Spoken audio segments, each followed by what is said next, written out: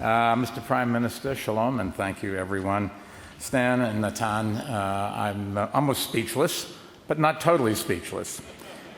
This really has been a wonderful evening, and I'm grateful for all the kind words that have been shared. I want to acknowledge the distinguished guests with us, and I certainly want to thank my fellow mayor, Mayor Barkat, for hosting us in his wonderful city. Whenever I am here, I'm reminded of the many things that New York and Jerusalem have in common. Both cities have skylines that take your breath away. In both cities, you hear dozens of languages and millions of opinions. And of course, in both cities, nobody can ever find a parking space, particularly on the high holidays.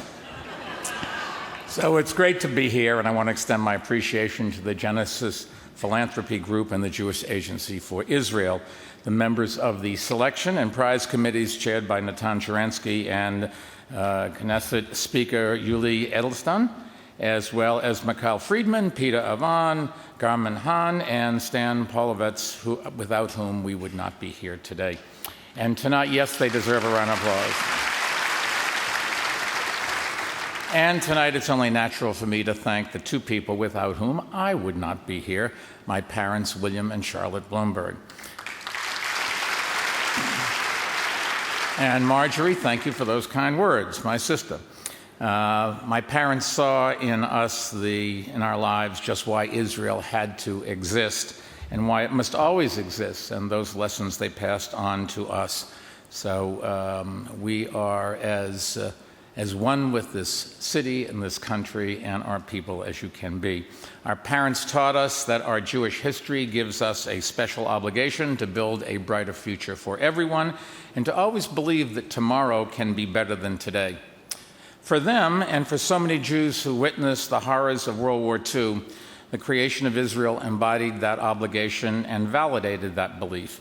It was a dream fulfilled, and it was proof that with enough hard work and with faith in our convictions, we can create the world we want for our children and their children. Those are the lessons I've tried to remember throughout my life, and without them, I would never have taken the risks that have led me to be here. When I started Bloomberg LP, nobody was doing what we were doing.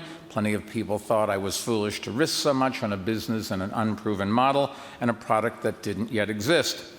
But we all believed in our vision, those of us that started that company, and we believed that with enough hard work, we could bring it to life. We were determined to do things our way or no way at all.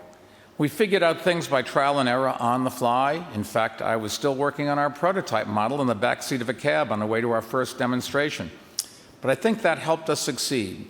It allowed us and the company to help make the world a better place in its own way by making markets more efficient and fair and spurring economic growth, which improves living standards and helps lift people out of poverty, which spurs more growth and more innovation.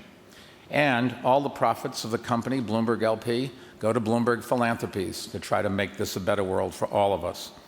Without the sense of optimism my parents instilled in me, I would never have created my own company. And without that optimism, combined with the sense of obligation that they taught me, I would never have run for office or gotten involved in philanthropy. When I was first deciding whether to run for mayor, everyone told me not to do it, just as so many people have told me not to start the company. But I believed that it was a risk worth taking, because if I won, I would have the opportunity to make the world a better place for millions of people. And when I did win, I was determined to bring the same spirit of risk-taking that defined my company to City Hall. When we introduced, for example, the indoor smoking ban, for instance, I wasn't expecting a hug and a high five at every corner bar. In fact, I got a lot of one-figure waves instead.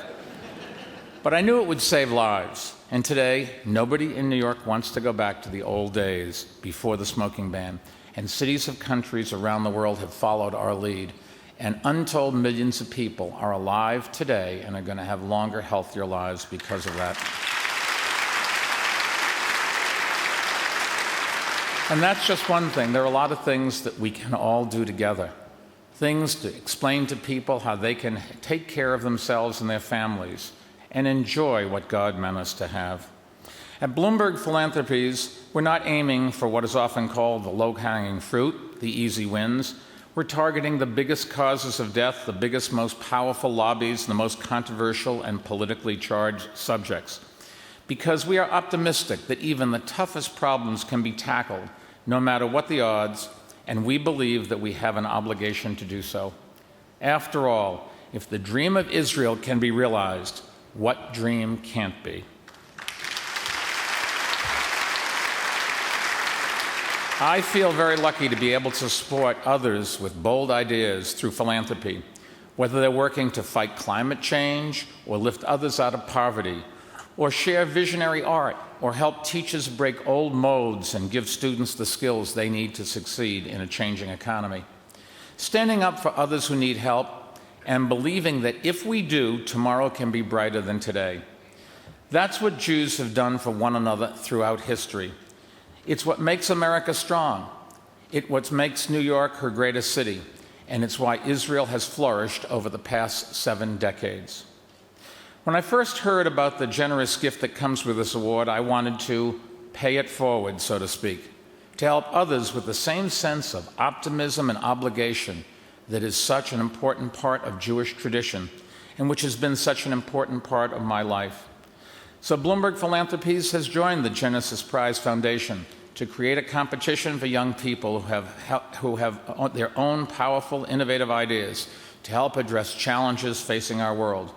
Grants of $100,000 will be awarded to 10 winning groups to help bring their ideas to life. Being Jewish isn't a requirement to enter the contest, but winning ideas have to reflect the values that are the heart of Jewish history and that help explain the strength of Israel today: freedom, justice, service, ambition, innovation. These values have guided me through my life, right up to this podium tonight. And I think they're the same values that have guided the Jewish people through adversity and exile, poverty and plagues, right up to the creation of Israel. They are why the real reason Israel has such a remarkable startup spirit, and why it has become such a powerful driver of progress in tech, medicine, and communications, and attracted investment from around the world. It used to be that only Jews took an interest in investing in Israel. We would collect charity, sponsor trees, and come and visit. But now the world invests in Israel, especially the tech world. Some of the biggest names in tech have a presence in what's now called Silicon Wadi. The office parks in Herzliya and in Tel Aviv are proof that we don't need to be Jewish to want to have a part of Israel's future. You just have to appreciate what's possible when talented people are free to pursue opportunity in a country where dreaming and risk-taking are encouraged and innovation is celebrated. Now, I know I'm just the first of many honorees to come, and maybe the contest we're sponsoring tonight might help a future Genesis Prize winner bring their dreams to life. To that young person, to the future leaders of Israel, I offer a few words of advice. Follow your convictions, think big, take chances, believe that tomorrow can be better than today, and understand that it's your responsibility to help make it so. Optimism and obligation. There is no more powerful force for good, and there may be no better example of it than the state of Israel. If all of us share that faith in a brighter tomorrow, and if all of us share in the responsibility to create it, then the future is wide open. And a new beginning, a new Genesis is possible for all things. That faith and responsibility that comes with it is at the heart of what my parents taught me, and I know it is at the heart of the Genesis Prize, and I'm honored to be part of it. And I will never forget tonight. I will never forget those who conceived, funded, administered, and selected me for the first Genesis Prize, those who performed here tonight, particularly my fellow New Yorker, the great Jay Leno, and all of you who really have honored me with your presence here tonight. On behalf of all of those I love, thank you. God bless.